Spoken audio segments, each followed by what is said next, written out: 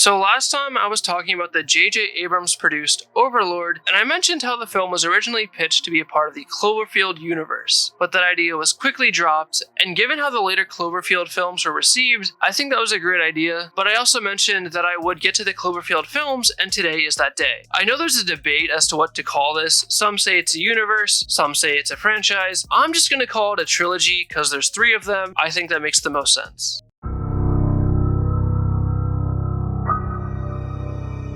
First up, we have Cloverfield. I remember being 7 going to see Transformers, and of course the trailer for Cloverfield debuted before Transformers, and I remember being scared because I was 7. However, I would have to wait about 8 or 9 years before I would finally see it. So yeah, I think Cloverfield overall is a great movie. It's a perfect blend of horror and sci-fi, and it's also, in my opinion, one of the only good found footage movies. A quick overview of the movie is that during a going-away party, an alien invades New York and destroys it. The group we follow is trying to get to the one's girlfriend, and a lot of intense and horrific stuff happens. The reason the whole thing is being filmed is, I would say, one of the more acceptable reasons why. In this case, it's a party being filmed, and then all the weird stuff started happening, so the guy just kept filming, which is reasonable enough, I think. Also, the opening and closing FBI warnings offer a very nice sense of realism. I would safely say this is one of my favorite horror films. Hell, I own a Cloverfield poster.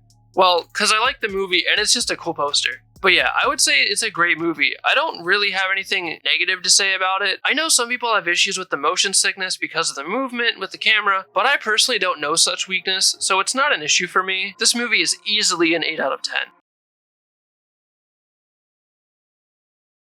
So for many years, it was questioned if we'd ever get a sequel to Cloverfield. Whether it's a movie with a different perspective of the events or an aftermath to them, the question still remained. What would a Cloverfield sequel look like? Well, 8 years after the release of Cloverfield, we would get our answer in 10 Cloverfield Lane, a film that was famously not a part of the universe, but then was bought by Bad Robot, who then changed the ending to loosely tie it into Cloverfield.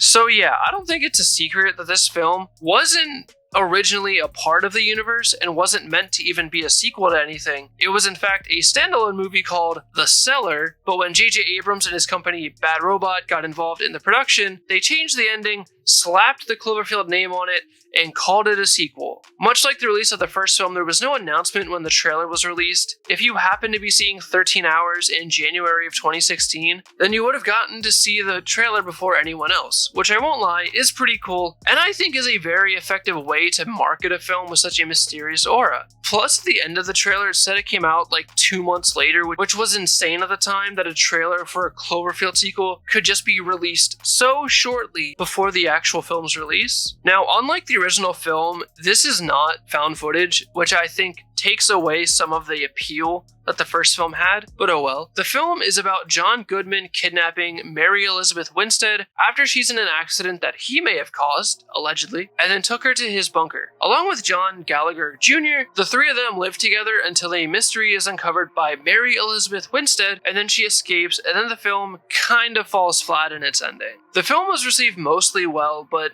not as well as the original, and I would have to agree with most people on this. The film has a very strong start and middle section, but sadly doesn't really land the ending. It really doesn't help that they changed the alien design so the connection to the original was even more up in the air. It's not out of the realm of possibility that these aliens have different looks to them, but the fact the answer was never definitive kind of rubbed people the wrong way, but thinking about it now, I don't actually mind it too much. It's not a terrible idea to make the aliens just have different forms, but nevertheless, many people didn't like the ending all that much, but overall, the film was received well enough, and personally, I'd say it's a 6.5 to 7 out of 10.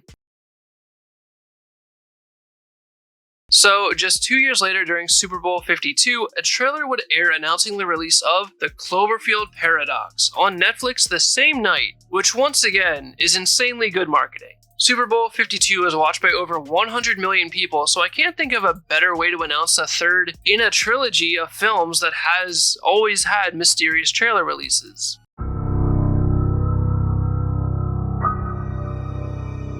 However, The Cloverfield Paradox was not well received. This film was hated by nearly everyone who saw it, which is kind of a bust when you risk so much to have the film announced during the Super Bowl. So here's something crazy about this movie. Tell me if you've heard this before. The Cloverfield Paradox was initially called the God Particle and had nothing to do with the Cloverfield universe, but tell me if you've heard this one before. J.J.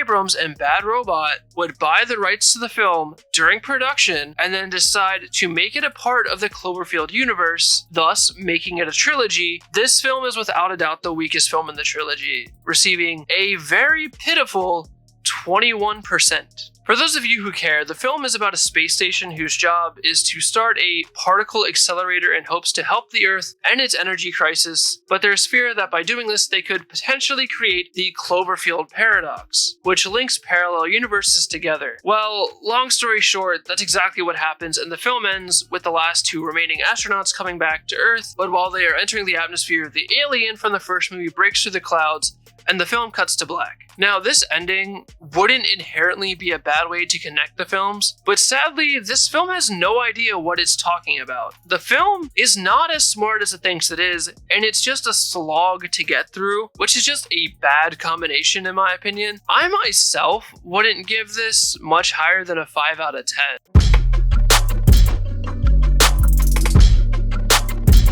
So overall, why did the Cloverfield trilogy fail? And why has the universe surrounding it seemingly come to an end? Well, I think the biggest reason is that it was never intended to be a trilogy or a universe.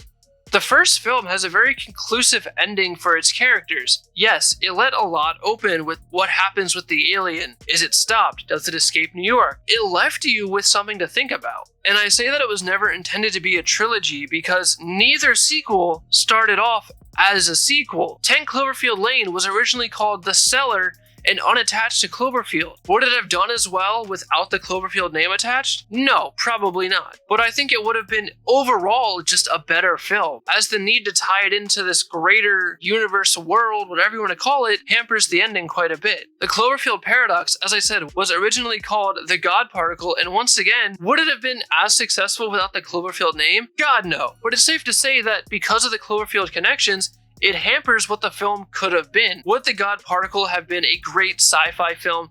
I don't know. But I think it would have had more of a chance had it had proper marketing and released on Netflix as a big deal original film rather than just a bad Cloverfield movie and a terrible end to an already mixed trilogy. Listen, I like J.J. Abrams. Super 8 is incredibly underrated, but his decision to more or less just buy two films that were unrelated to Cloverfield, change the endings, and slap the Cloverfield name on them was incredibly stupid in my opinion. Had he just decided to produce films that from the start would have been sequels, not only do I think that would have been smarter, but it probably would have been easier than having to change so much about already existing films. So yeah, this is what the happened to Cloverfield. Let me know what you think about this. Am I right? Am I wrong? Let me know. I do think it is a shame too. I really do like the first film, and I hate that it's been saddled with two far inferior sequels, but as someone once said, it is what it is.